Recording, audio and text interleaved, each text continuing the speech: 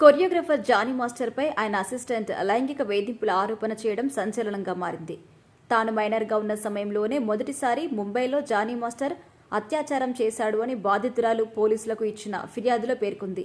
దీంతో Johnny మాస్టర్పై POCSO case నమోదు చేశారు పోలీసులు. అయితే పరారీలో ఉన్న జానీ మాస్టర్ను గోవాలో పోలీసులు పట్టుకుని హైదరాబాద్కి తీసుకొచ్చారు. కోర్టులో శుక్రవారం జానీ మాస్టర్ను హాజరుపరిచేందుకు ఏర్పాట్లు చేస్తున్నారు. మరోవైపు జానీ మాస్టర్ భార్య సుమలత అలియాస్ ఆయేషా పేరును ఫిర్యాదులో బాధితురాలు చేర్చడంతో పోలీసులు ఆమెను ఎంక్వైరీకి పిలిపించారు. ఇక పోలీసుల ముందు విచారణకి హాజరైన ఆయేషా ఇచ్చిన వివరాల ప్రకారమే జానీ మాస్టర్ను గోవాలో అరెస్ట్ చేశారు అనే వార్తలొచ్చాయి. చాలా సమయం విచారణ తర్వాత ఆయేషాను పోలీసులు పంపించారు. ఇక బయటకు వచ్చిన సమయంలో ఆయేషా మీడియాతో మాట్లాడుతూ తీవ్ర అసహనం వ్యక్తం చేశారు.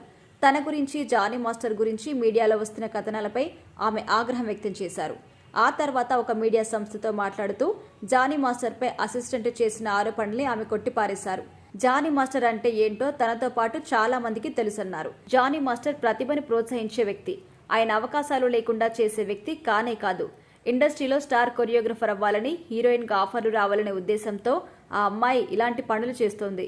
స్టేజ్ షోలు చేసే ఆమె సినిమా ఇండస్ట్రీలో అడుగుపెట్టి లగ్జరీ లైఫ్కి అలవాటు పడి అందరూ తనకే ప్రాముఖ్యత ఇవ్వాలని కోరుకుంటుంది. మైనర్గా ఉన్నప్పుడే అత్యాచారం జరిగిందని ఆమె చెబుతోంది.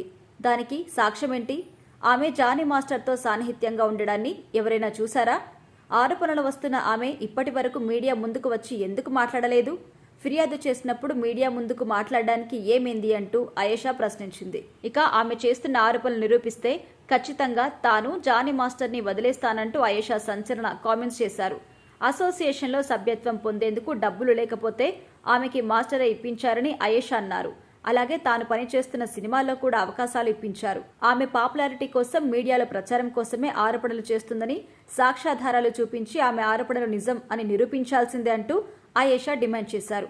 గతంలో జానీ మాస్టర్ వద్ద పనిచేయడం నా అదృష్టం అంటూ ఆమె నవ్వుతూ మాట్లాడిన వీడియోలు ఉన్నాయని ఆయేషా అన్నారు.